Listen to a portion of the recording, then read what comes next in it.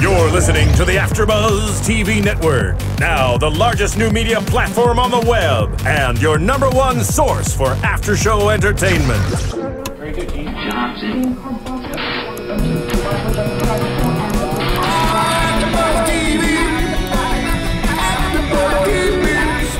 The AFTERBUZZ Studios in Los Angeles, California. Presented by Maria Menounos and streaming live thanks to Akamai Technologies. This is AFTERBUZZ TV's Teen Wolf After Show.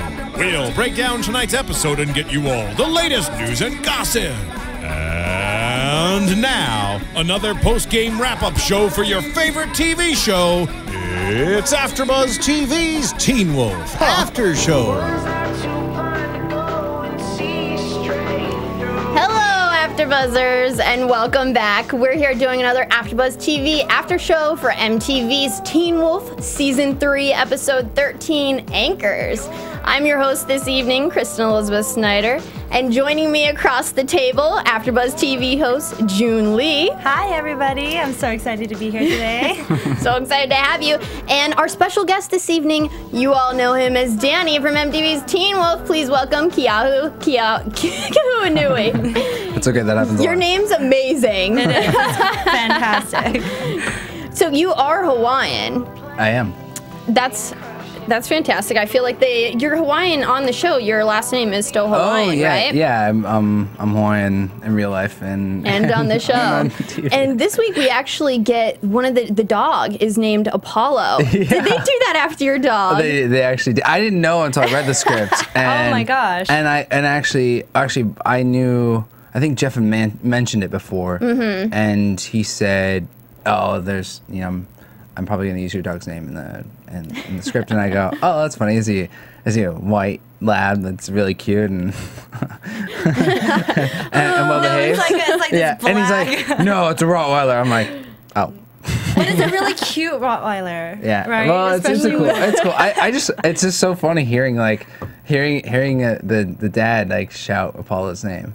Yeah, right. Was Apollo watching when that happened? I think he did hear it because he perked up a little bit. I follow the Barks of Apollo on Twitter. Oh, he's amazing. Oh my God. You guys should all follow his dog. He tweets hilarious things. Well, you guys, welcome back. We're so excited. This season already, I'm so amped up. It looks so amazing. It's creepier. It's airier, like it's reminding me of like the mystery and creepiness of Twin Peaks almost, like David Lynch. Like it's just fantastic. And I just want to know, like, has the mood on set changed because it's dark, because it's more psychological now?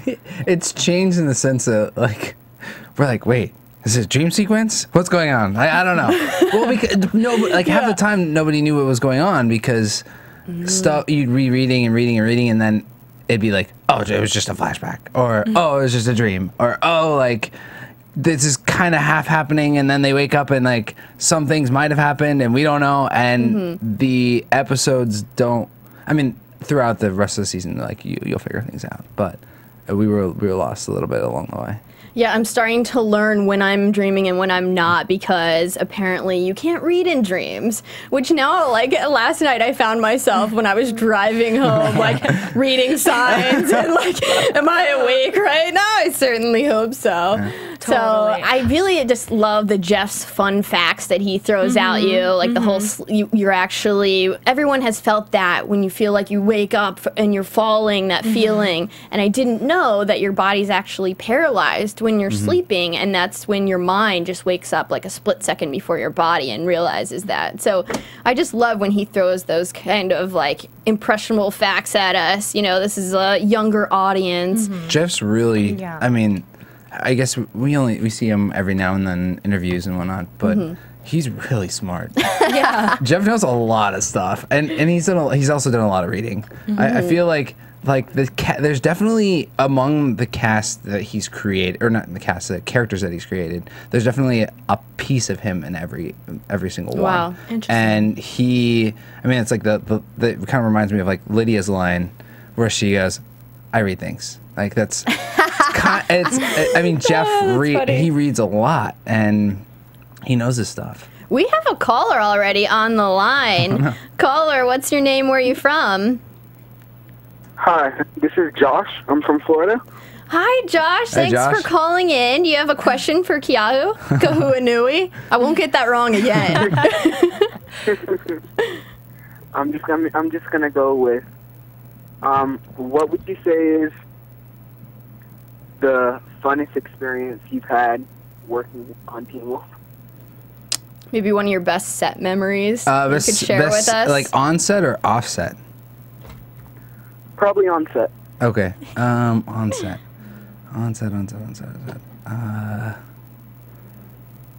Man. So many. I know. It's been years now. It's like it's hard to. It feels like yesterday that we were still in Atlanta shooting the first season. Wow. I'd have to say, our funnest times are the hardest for me to remember because usually the crazier it gets crazier it gets really crazy like when we're shooting like 16-hour days or 15-hour days and people are like delirious. Our crew has been there like way longer than we have and everybody's just kind of like in this delirium and saying things that just don't make sense and then you're trying to shoot these scenes and everybody's tired but everybody's so upbeat that we just joke around and then the next morning you drive home, you wake up the next morning at 2 p.m. and it all depends on you're just like, was that a dream? It's kind of like you're like oh wow, that really happened. So yeah, I mean nothing in specific, but we definitely, it's in those late hours it can be rough, but it can be fun. That's great. Awesome. Josh, I bet you're happy that you have that California weather going on right now. Oh yeah, I was actually gonna wear my scarf tonight just to in solidarity with all the people that are freezing. I wish I were in the snow, being blizzarded. Really? I love the snow. I go outside. It's freezing cold. There's snow everywhere. It's coming down and everything's covered in white. I love to go outside. I go out and play and make snowmen. I like going out and playing in the sand in LA. I actually don't like I like the beach, but I don't like the sand. No sand. But there's something about Keahu. being in this extreme cold that makes you feel like you're alive. Yeah, it's fun. It wakes you up, and then exactly. and then you go inside and you have a nice warm cup of tea or cocoa and warm up and get dry and pass out. All right. Well, now that we've all got that great imagery, let's go ahead. Thanks, Josh, for calling in. Thank you, We're going to Josh. continue with the episode. This season has gotten, with each season, it's gotten smaller, and it's asked its audience to become more sophisticated, but it's still relatable with the folklore and the mythology. This just isn't a teen drama or a horror. You're learning, and I love the Japanese mythology that we have coming. We didn't get into it yet this episode, but I'm really stoked for that. I just love how he is making such deep impact on the teenagers watching this show with all the different themes, and we'll get to that love scene with Scott and his mom a little bit later, but I love all the parenting and advice that we get from this show. Let's go ahead into our first topic about the effects of them dying and coming back, and basically how Scott, Stiles, and Allison gave power to the Nematon, and that's what's going to draw all these new monsters into Beacon Hills again. So we get that amazing shot with the camera flying into Stiles' bedroom, and it's nightmare after nightmare. What was the creepiest scene for you guys this episode? So many. I couldn't even watch it. The second time was even scarier for me, because of the anticipation. I mean, it's a little bit different for me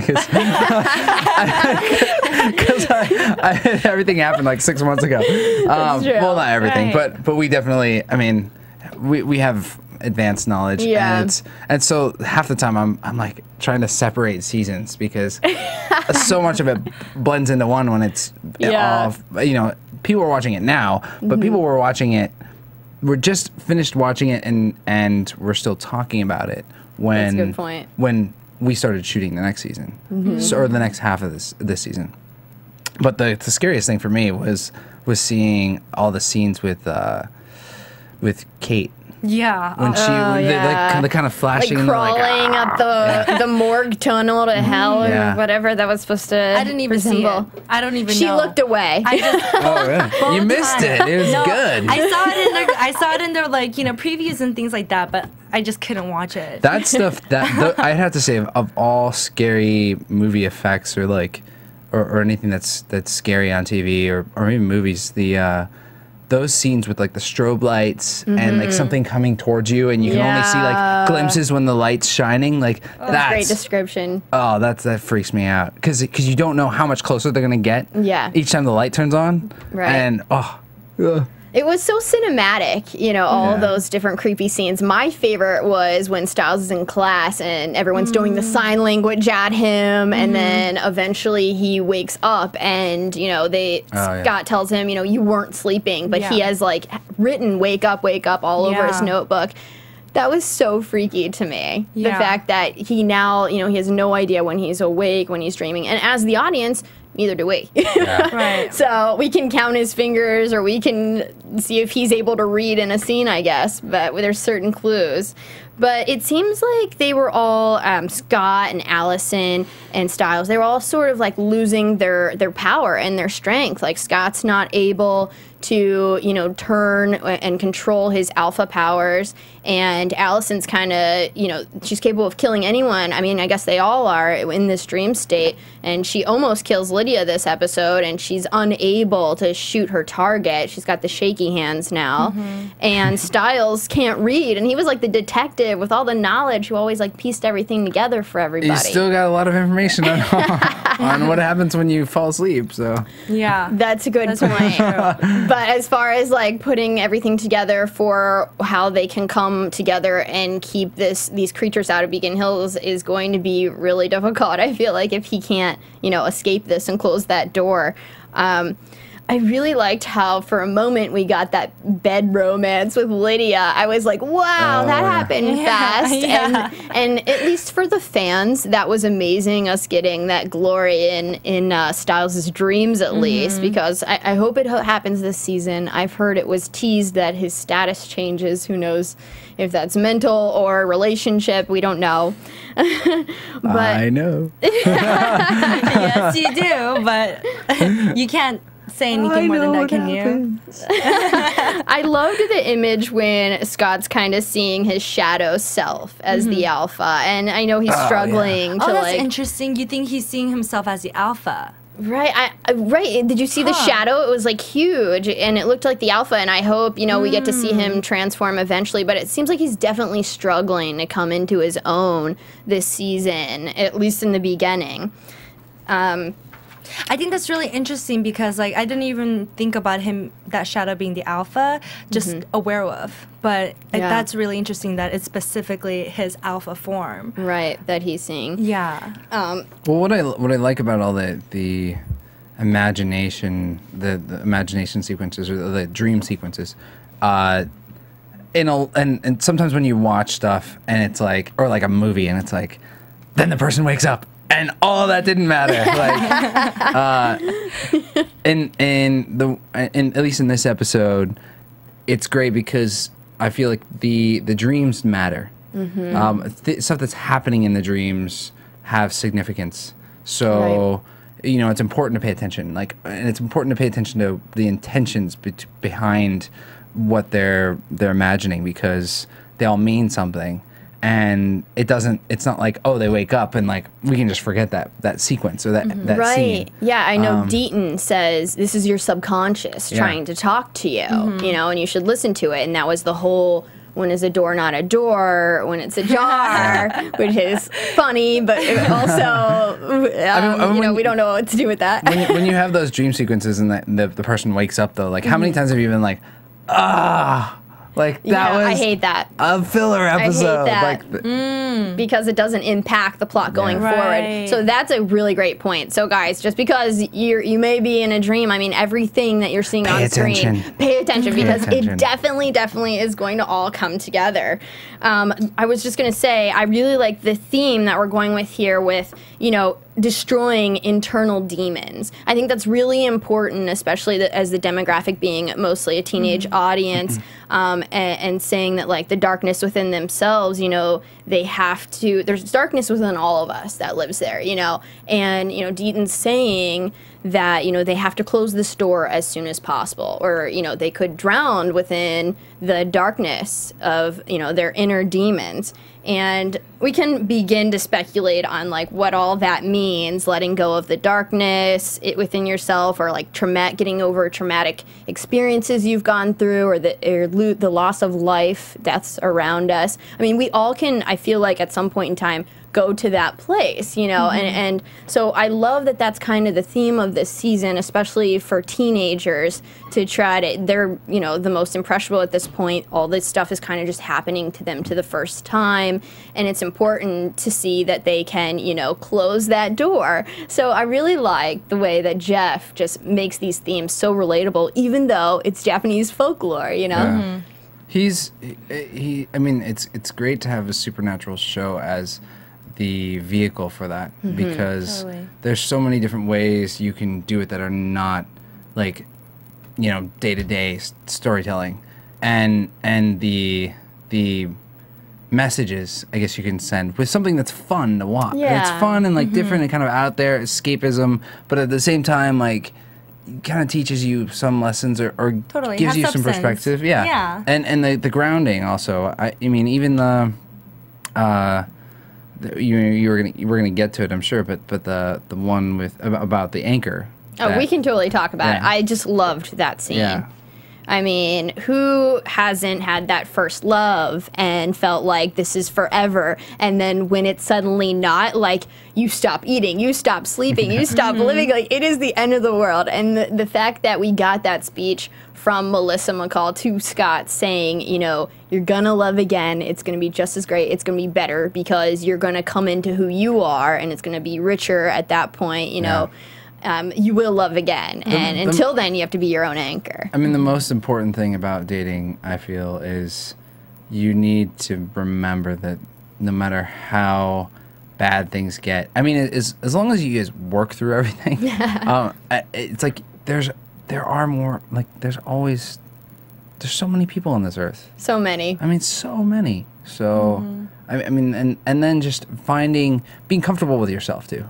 You know, I think that's a big part of it. And those two things were you know, finding stability in himself in order to, you know, control his supernatural abilities. Right, yeah. I mean, I think a lot of it is knowing that you have the confidence within yourself to stand on your own, to have that strength on your own. And that's just a great message for not only the characters in Teen Wolf to move forward and to be able to be as great as they can be with their powers, but for teenagers everywhere to understand, you know, you can't rely on another person, another relationship to make you happy ever, or to be who you are. Like, you have to find that on your own. And I heard that conversation was actually happened between Jeff and his mom. It was sort of inspired by something his mom said. But to put, I mean, everything's always got to be taken with a grain of salt. Like, because I feel like that's, I mean, if you go to that extreme, it can be like, well, I don't need anybody. Like, I mean, it's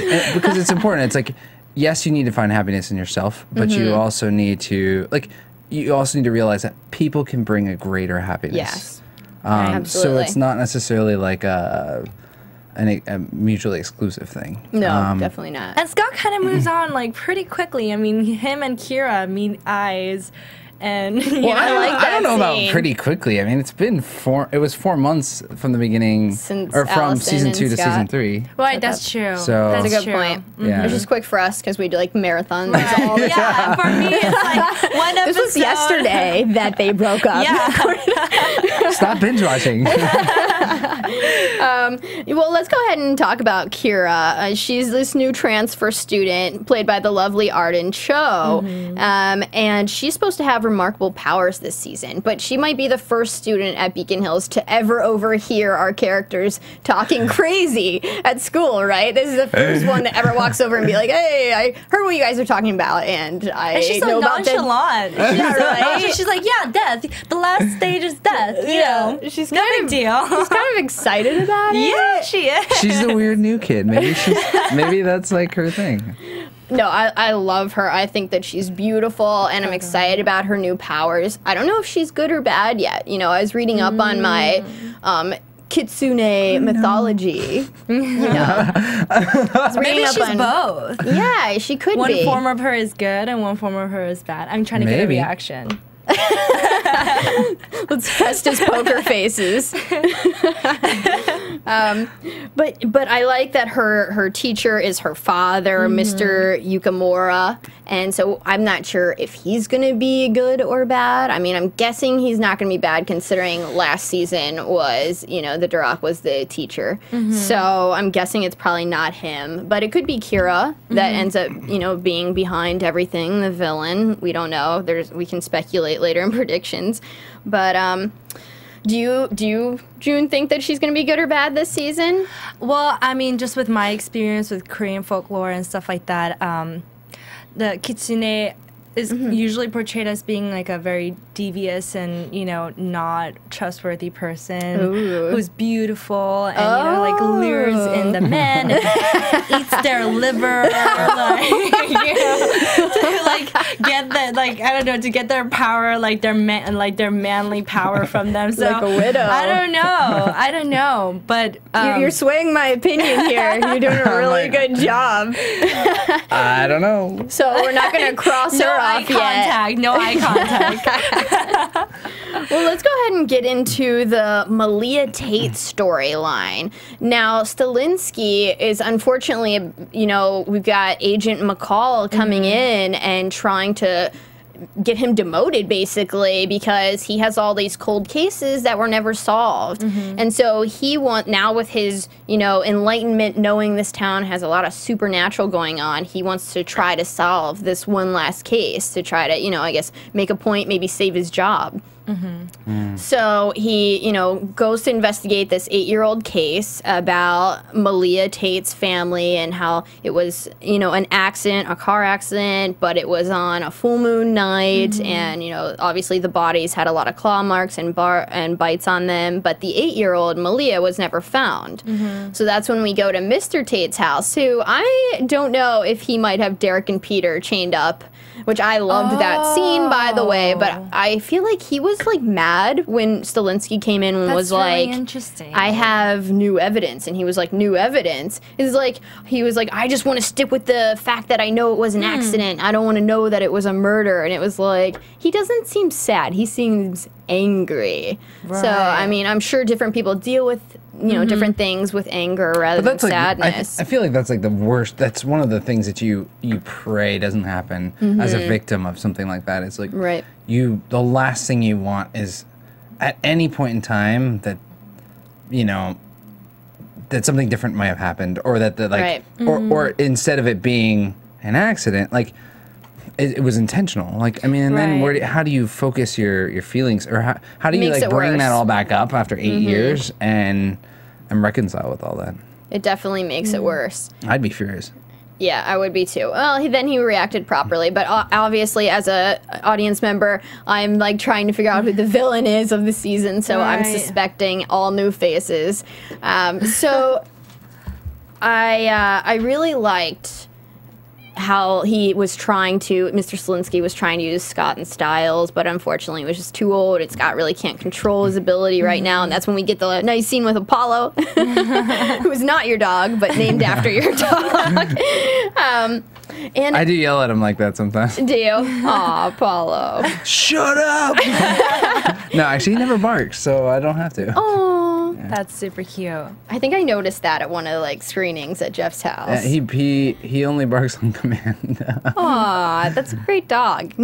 Maybe he has a future acting career like his dad. I actually did consider it, but I've heard it's not always the best for them. Really? Yeah. That makes a lot of sense. Yeah. It's a lot of work. Yeah. And a lot of time. Like I have to be a stage dad, I guess. Aw. Yeah, you would have to be a stage exactly. So I'm kind of thinking, as Scott points out, when they find the car wreckage, you know, he wants to help Mr. Stilinski out since he knows his job's at stake. And so he goes and gets Stiles, and they go off into the woods, and they're trying to find this wreckage, which is still there. and it looks to be a coyote. Now, I could be wrong about that. Maybe it's a different form of a werewolf, but it looked like a coyote that Scott comes in contact with. And he actually asks if the coyote is Malia, which, you know, it very possibly could because, you know, maybe Malia turned on that full moon and she didn't know what to do with these new powers and accidentally killed her family. Maybe Mr. Tate did. Maybe he's a coyote werewolf. Who knows? What do you speculate on it, June? I know you know. You know what? I know nothing. I'm all about details, and I noticed like the claw mark looked like it came from like the inside because like it was flared out, and I just feel like if that's a good point. If it was from the outside, it would have like flared in. The metal would have like flared in, right? And so I definitely think it was Malia. And now that you say that about Mr. Tate possibly like having Derek and Peter, like I'm just thinking like, whoa, like what if like that is what happened, and like, you know, maybe like they're like a different breed of werewolf, and like the reason why she didn't go back to her family or her dad is because like she's afraid. Well, I feel like she might be haunting him because at one point, whenever Stilinski first gets to Mr. Tate's house, Mr. Tate was putting out rat traps to catch the coyote's food. Yes. So I feel like Malia is actually haunting her father. So I don't know if she wants to be friends with him or kill him because he killed her family. Who knows? And like, what if she can't like turn back into human form? You know, like if she could turn back to human form, like would she just go to her dad? I don't know. Yeah, that's hopefully something that Scott can help her with. It seems like they're going to be friends. Your whole discussion proves, I think, that this is a good setup episode. Because there's so much to think about. There's so much I'm sitting here to going, think about. I know all the answers, so it's like, wow, I guess I didn't think about all the unanswered questions. Because by the time I got to episode 1, I had already had episode 2 in my hands too. So I was like, I wonder what happens. When I when I saw the 3B trailer, I was so excited, and it all was happening so fast. But then when we got this setup episode, I was just really happy to see that they kind of slowed things down to kind of let us delve into the psyches of these characters, because it allows for a lot of character development and us to really get in there and find out what they're feeling inside, because we've seen them act, you know, outside. With each other, and we know who they are at this point, so it's nice to kind of get in there and see what's going on inside their head. And like we were talking about earlier, it's really scary because we don't know what they're capable when they're in this kind of fluke dream state, and I feel like they don't know either, and I feel like we're going to be getting a lot more. Well, Allison got to school somehow. I mean that's really scary if she was driving like that. And she was pointing the bow, and she had knives in her bed with Lydia. She almost killed Lydia. She's having sex dreams with Isaac. They say you dream about what you want and what you fear you want, so I don't know. We can go ahead and start talking about the relationships. I definitely feel like Scott and Kira are going to have a little relationship. I feel like we need a grid, like Game of Thrones. Oh, yeah. But it's like a Teen Wolf grid, and it's like this person with all like strings or something on like a we can make that happen. Cardboard. We will do that. I don't think there's any incest on this show. Like, not like Game of Thrones. I'm a huge Game of Thrones fan. That's a good point. There's so brother and much. sister, No incest that we know of yet. Yeah. Thank you, Steven in the booth. Little teaser for Game of Thrones. And then we get the show comes back out. I think March, right? Well, and then it's like I actually would like the last few books to be written. Oh, you're angry at George as well. I read the books, so I'm like. When are we going to get dire wolves on Teen Wolf? There needs to be a crossover. That's what I'm saying. It's like, can we get some like realm compilation? You know what I mean? Definitely. The alpha. There you go. Oh, the alphas at the dire super wolves. big dire wolf. I would love that. And then we get the Isaac and Allison tease scene. where they're sort of, Isaac saying to Allison, oh, Scott's totally fine with this. And obviously we see that's not true with him, continuously throwing Isaac up against the wall. Now, do you think that Scott's jealous, or do you think it's more like he obviously doesn't want his friend dating the girl that he, had as his first love and just broke up with? It's one thing to be okay, okay in the breakup, I guess, where exes kind of state, but it's another thing to see a friend, I think, move in. Yeah. And then see, and like, especially if you're single. Yeah. Right. And seeing your friend, move in on that, and your ex be, happy. Yeah. It's not ready. Yeah, I agree. I wouldn't want that. Stay with that bro code, girl code, all those codes. Pay attention. Like we were saying earlier, there's so many people in the world, so don't even go that way because you're just gonna lose friends. Right. Well, there's usually I feel like a good friends will talk about it. Definitely. First. And even then, when you talk about it, people don't always say what they yeah. Well, it's like Scott. It's like, okay. Why would I want to hit you? Yeah. He's like, did you kiss her? He's like, no. He's like, did you want to? And he's like, oh yeah. Maybe a little bit too honest there. Yeah. So I mean, it's obviously going to happen. I like that sneak peek of that rave crazy face paint scene coming up further down in the season. We got a glimpse of that. That looks amazing, and I want to go to that party. Wait, is that Kira? Is that Kira kissing Scott? It did look like it. It did look like her, right? And it looked like Isaac with Allison. With Allison, because the face paint was different with Kira and Allison. I'm like, can I watch that again, just in slow motion, so I can make sure I know what I can again say. I'm in that preview, actually. Were you at the party scene? There's a scene with me. Alan, screen grabs were tweeted at me, and I'm in the scene. I've got some makeup on. Wait, I think I'm excited about that. It's glowing, yeah. Glowing makeup. We need to do that for next week for our after show. We turn the lights down. Yeah. And let's all just wear glowing makeup. The episode where that scene comes from. It looks incredible. Oh my god, I can't wait. Oh my gosh, I'm so excited. I've seen that one. I've seen the rough cut, and it's awesome. They did an awesome job. I just feel like Teen Wolf in general, with the lighting, the set design, everything. We have an amazing team. Mulcahy, Russell Mulcahy. I'm like, you guys don't need us. Well, you guys need us, but not really. I mean, for people who don't know, Russell Mulcahy, he actually directed a lot of 80s music videos. Oh yeah. And we did have him on in season 3A, and he was talking to us about the cinematography and all what's all going into this set's design, and it's just like the lighting, and he's always saying he wants to pour more blood on everything. Russell's kind of one of those. I call it organized chaos. It's like in his head, it's like, and trying to explain it. He's like, I'm gonna do this thing, and I don't, and we're like, what? And then you get the episode. You see all the cuts from what they shot, and you're like, that's what he meant. Wow.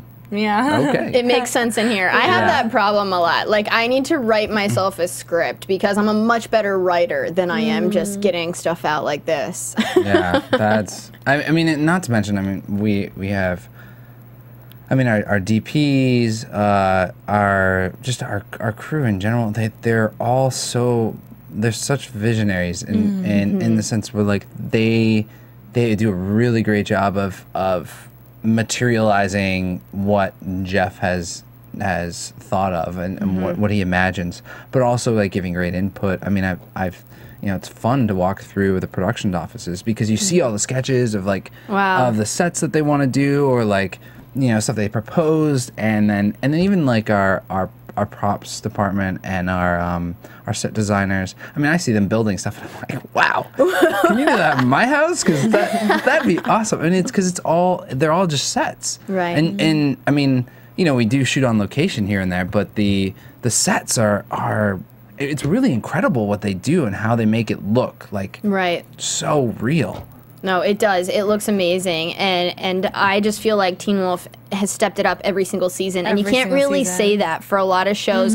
Some shows are revolving around the same storylines, and a lot of fans are getting bored, as am I, and it's nice to see that in Teen Wolf we can expect new and exciting creatures, characters, villains, storylines, you know, new sets. It's crazy. Yeah. It's amazing, and thank you, Jeff, and everyone at Teen Wolf, and you, Keahu, for making all this possible and giving us these amazing visuals. Just show up. And work out. We were going to ask you about that in our interview in just a few minutes. I just want to say the final twist on the episode was when we saw Peter and Derek strung up on that chain fence, which they just happened to be shirtless. Didn't have a problem with it. I think that's a prerequisite to being strung up on a fence. Yeah. And tied up is like you had to be shirtless. Take off your shirt, then I'll string you up. Right. Well, you know, you need to have like skin contact to get electrocuted properly. It's probably what it was, you know. Yeah, nothing to do with the app. Students try to get all technical. Let's try and not make it seem Let's like not anything more than it is. Let's not make naked technical. That's all I'm saying. Okay. I'm just kidding. I tried. I'm just kidding. I totally agree. Reasons to not feel guilty about watching Teen Wolf.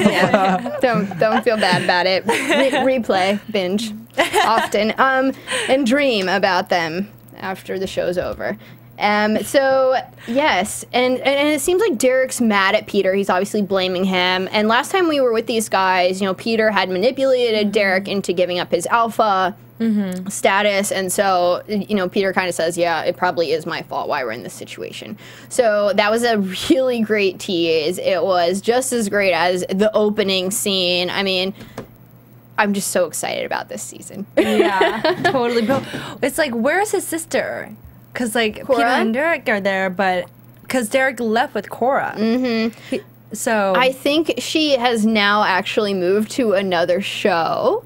I think. Oh, she has? Yeah, I think Rain she might be on, so I'm not sure how much she's coming back. Keahu, I guess, doesn't want to say. So I'm not sure how much she's coming back. I think she's on, like, a CW show. So, you know, that happens a lot with, like, the different characters. They end up getting, you know, a great part on a new pilot or something. But Jeff's great. I saw him in interviews talking about, and he's told us when he was here for 312, that, you know, they don't know when these actors and actresses are going to get another part on a different show. And you know, they have stuff planned, and last minute they have to rewrite because they got cast on another show. So, I mean, that's also great writing for them. I mean, to have this whole planned out where your characters are going, and then next you find out they're not going to be there anymore. That must be awful. But guys at home, don't forget, you can call in and chat with us. We have a chat roll. The number here is 424-256-1729. Join the conversation. Tweet at us. To get that. We're like,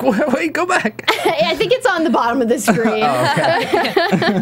But Keahu is so generous and concerned. we had a lot of comments on the last episode, 312, when Jeff was here, and Woodward said, "Need more Danny," and Sasu was like, "I want more Danny because I really want him to find out about all this stuff. I love mythology so much, and Teen Wolf is a great current show that casts great people." So everyone was saying, you know, Nick Made Millions, Image 19, they all want you to get the bite, or they all want you to come into your own supernatural abilities. Yeah. Can you kind of like tease us a little bit and tell us anything if you might be joining a pact here soon? Or like, what would you want to be if you had your pick? Something. This Give is us like something, a loaded anything. question. Because it's like, well, between the two of us, we'll get something out of you. I've said this before too. It's like I'm along for the ride. I don't know all the stuff that's up here between our directors, our writers. Like, I can't keep track. I just when the script comes out, I'm like, wow, I would have never thought of this. I'm so glad I'm not writing these episodes. But it's Danny. Definitely, there are some things that involve Danny this season. God, I don't know. It's hard not to tease. What about relationships? Are your relationships going to continue? Actually, yeah, Danny. Well, the last season, kind of like Danny kind of was left in the dark, right, and in the dust by Ethan. So, Ethan, we're mad at you. Yeah, there's. So will we get some? Will that storyline be continued? Will we feel like we were left in the dust, there's or will we? There's some Dethan, yeah. Okay, good. There's some I'm excited about some Dethan. Okay. I don't know how it's. There's some Dethan. There's some good. There's some bad. That's good. I'm excited about that. Are you? I know this is so consuming with your time and everything. Are you working on any side projects right now? Yeah. There's some stuff. Some stuff. Anything you want to mention? It's like spoil it. Like you're asking me about all kinds of stuff I can't talk about. So. No. Well, how about what was one of your New Year's resolutions? Is that a spoiler? No, that's not a spoiler. Actually, every year I make a list. Mm-hmm.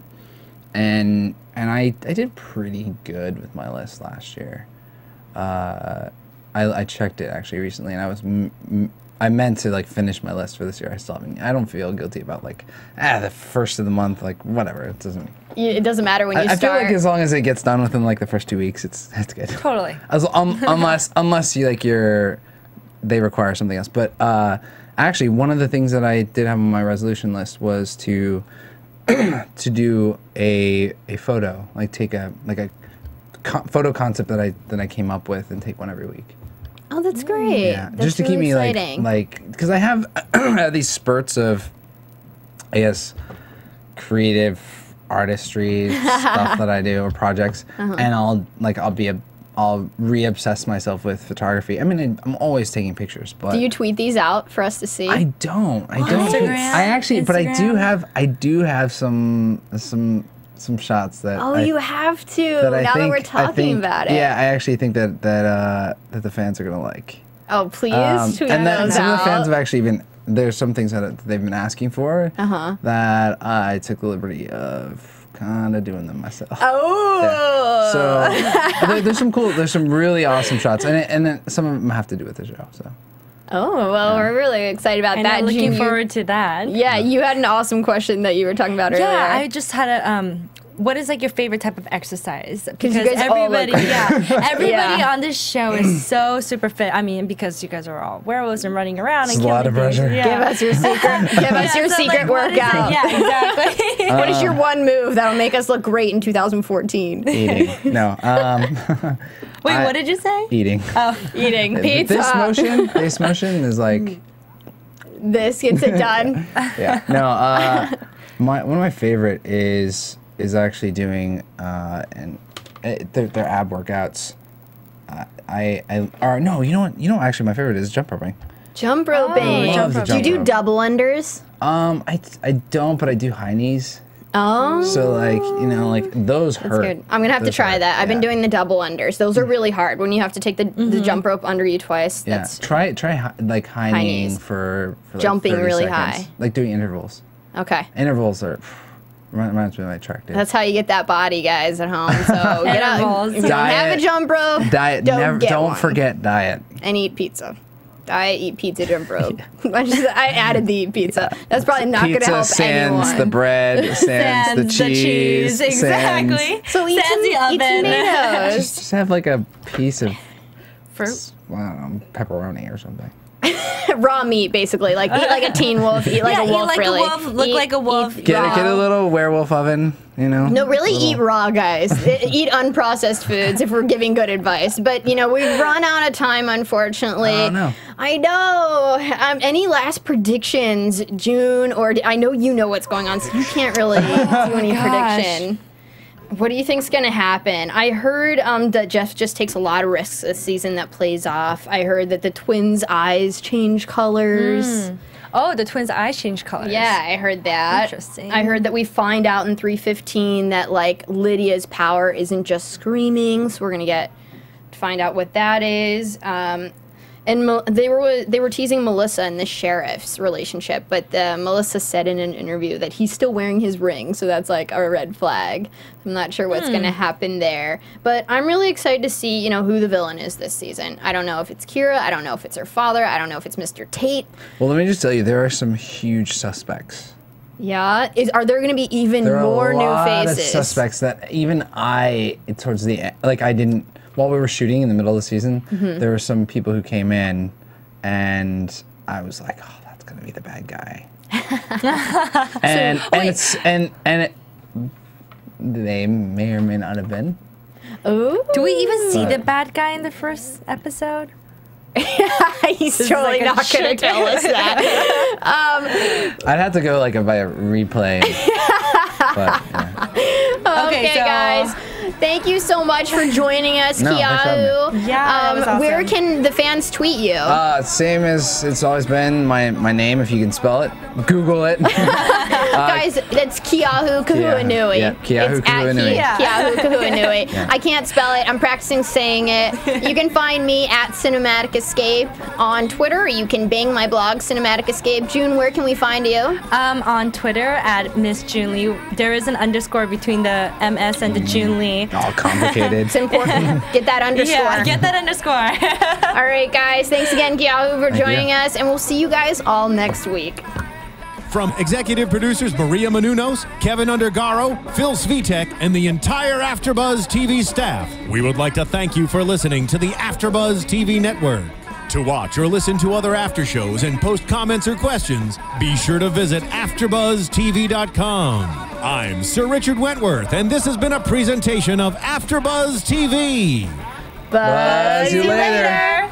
The views expressed herein are those of the hosts only and do not necessarily reflect the views of AfterBuzz TV or its owners or principals. Thank you for watching AfterBuzz TV on YouTube. For more of your favorite after shows and interviews, subscribe to our channel here, and be sure to share your opinion on the episode in the comment section below here. We'd love to see what you guys are buzzing about. Thanks again. Buzz you later.